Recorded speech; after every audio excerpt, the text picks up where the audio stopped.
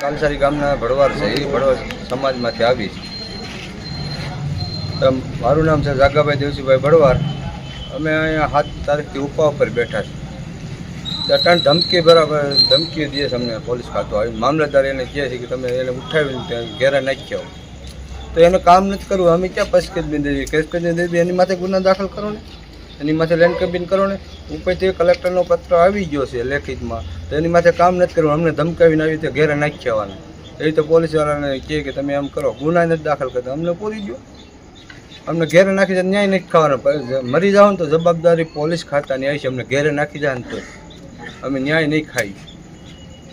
અમને જ્યાં નાખો ત્યાં નાખી જાય, પણ અમે ખાવાના નથી. ન્યાય અમે મરી જાવ ને તો પોલીસ ખાતાની જબરદસ્ત જ્યાં નાખો ત્યાં.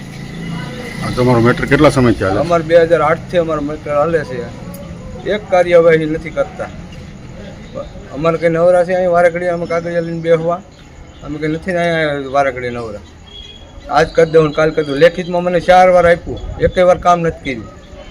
અરે અમારી પાસે લેખિત પત્ર હંધુય છે. ટીડીઓએ દીધું, મામલતદારે દીધું, હંધાઈ કે આ તમને કરી દે.